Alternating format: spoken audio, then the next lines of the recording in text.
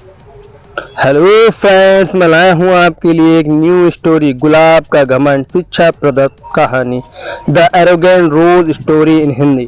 वसंत ऋतु में जंगल के बीचों बीच लगा गुलाब का पौधा अपने फूलों की सुंदरता पर इठला रहा था। पास ही लगे चीड़ के कुछ पेड़ आपस में बात कर रहे थे कि एक चीड़ के पेड़ ने गुलाब को देखकर कहा, गुलाब के फूल कितने सुंदर होते हैं। मुझे मलाल है कि मैं इसके जैसा सुंदर नहीं हूँ। मित्र, उदास होने की आवश्यकता नहीं है, हर किसी के पास सब कुछ तो नहीं हो सकता। दूसरा चीड़ के उसके इस बात पर उत्तर दिया।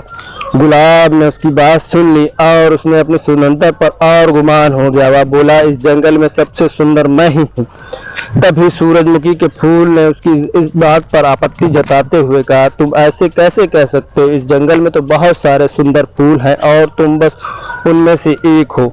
लेकिन सब मुझे देखकर ही तारीफ करते हैं। गुलाब ने इतराते हुए कहा, देखो इस नागफनी कैक्टस के पौधे को, ये इतना बदसूरत है कि इस पर कांटे ही कांटे हैं, कोई इसकी तारीफ नहीं करता। ये तुम किस तरह की बात कर रहे हो? अब की बार चीड़ का पेड़ बोला, तुमसे भी तो कांटे हैं लेकिन फिर भी तुम सुंदर हो। गुलाब तो इस बात पर गुस्सा आ गया, तुम्हें तो सुंदरता का मतलब ही नहीं पता। तुम इस तरह मेरे कांटों और उस नागफनी के कांटों की तुलना नहीं कर सकते, इसमें बहुत फर्क है। मैं सुंदर हूँ और वे नहीं। तुम में घमंड चढ़ गया है। गुलाब इतना कहकर चीड़ के पेड़ ने अपनी डालियां दूसरी ओर झुका ली। इन सबके बीच नागफनी का पौधा चुपचाप रहा, लेकिन गुलाब ने गुस्से में अपनी जड़ें नागफनी के पौधे से दूर हटाने की कोशिश की, लेकिन ऐसा संभव नहीं था। कुछ देर प्रयास के बाद गुलाब ने चिढ़कर नागफनी के पौधे से कहा, तुम एक निरर्थक पौधे हो, तुम में ना सुंदरता है ना ही तुम किसी काम के हो। मुझे दुख है कि मुझे तुम्हारे पास रहना पड़ रहा है। गुलाब की बात सुनकर नागफनी को दुख हुआ और वह बोला, भगवान ने किसी को भी निरर्थक जीवन नहीं दिया। गुलाब ने उसकी बात अनसुनी कर दी। मौसम बदला और वसंत ऋतु गई।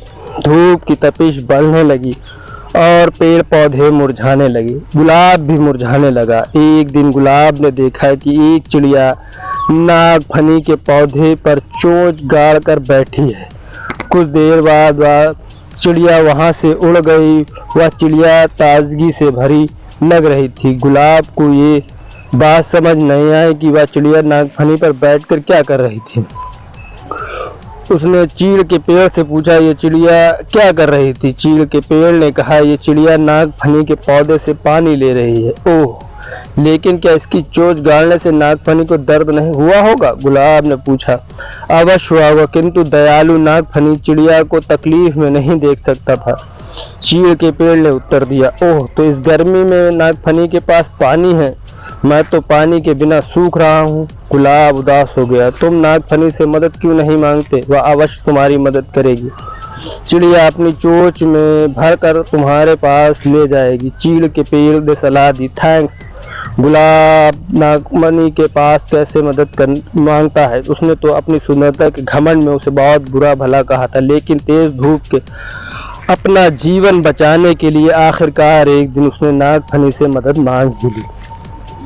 नागफनी दयालु था, वह मदद के लिए फौरन राजी हो गया। चिड़िया भी मदद को आगे आई। उसने नागफनी से पानी चूसा और अपनी चोंच में भरकर गुलाब के पौधे की जड़ों में डाल दिया। गुलाब का पौधा फिर से तरोताज़ा हो गया। गुलाब को समझ आ गया था कि किसी को देखकर उसके बारे में राय नहीं बनानी चाहिए। उसे नागफनी से माफ़ी मांग ली। नंबर 1, किसी की शक्ल देखकर कोई राय नहीं बनानी चाहिए।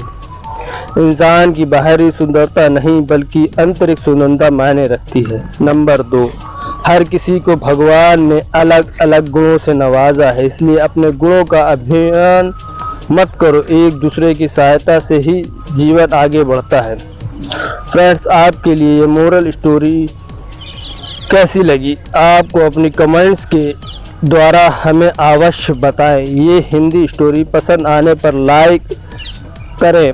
ऐसे ही और मोटिवेशनल स्टोरी पढ़ने और सुनने के लिए हमें सब्सक्राइब कर लें। थैंक्स।